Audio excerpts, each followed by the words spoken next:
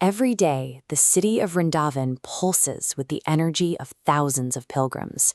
From the packed, narrow streets to the glowing evening aarti on the riverbanks, it is a place defined by constant, overwhelming devotion. Yet, right in the heart of this chaotic, deeply public worship, sits a dense 10-acre patch of forest that operates entirely in reverse. This is Nidhivan, and it has one absolute, unbreakable law. The moment the sun drops below the horizon, the entire forest must be abandoned. The true weight of Nidhivan rests in the hours of darkness, defined by a protocol of silence that forbids anyone from witnessing what happens after the gates are locked. Stepping into Nidhivan, the noise of the city abruptly cuts off. The canopy is so thick that the light struggles to penetrate, and there is a noticeable drop in temperature along the winding dirt paths. By evening, the daily evacuation begins. Every single person, including the high priests who maintain the shrines, must leave.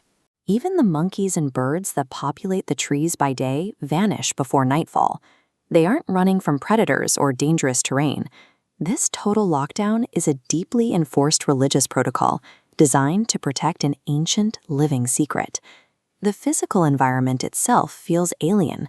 The tulsi trees in Nidhivan do not grow straight up. Instead, they twist, bend towards the ground, and intertwine their branches into a massive, interconnected net. Botanists point to the specific soil composition, limited sunlight, and natural phototropism to explain why the vegetation forms this dense, low-hanging cage.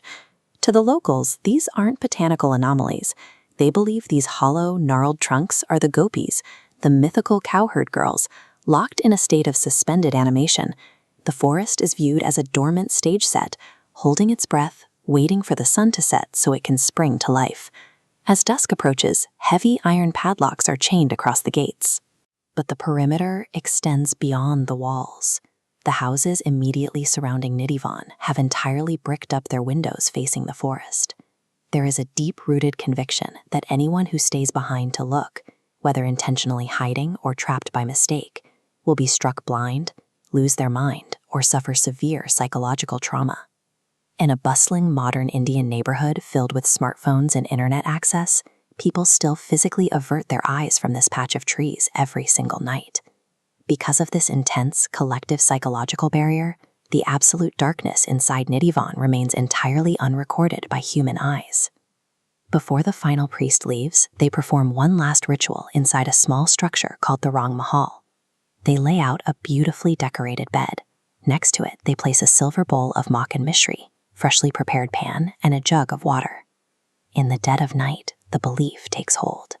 The faithful assert that Lord Krishna and Radha physically manifest among the twisted trees, and the forest awakens to perform the divine Raas Leela dance.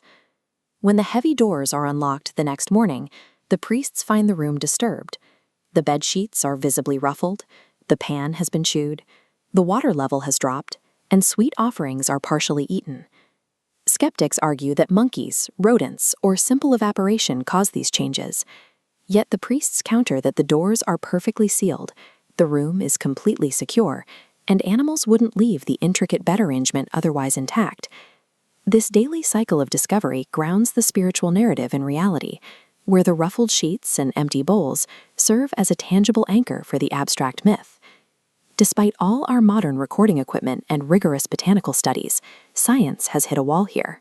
No one has produced definitive empirical data that fully explains away the nightly occurrences inside the locked walls. Attempting to strip Nidhivan down to raw data and environmental variables misses the actual function of the forest.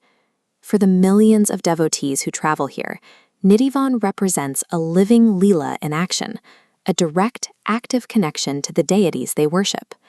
In a strange way, the very fact that science cannot neatly package and explain the forest only strengthens their faith. The lack of a clear answer becomes the proof of the divine.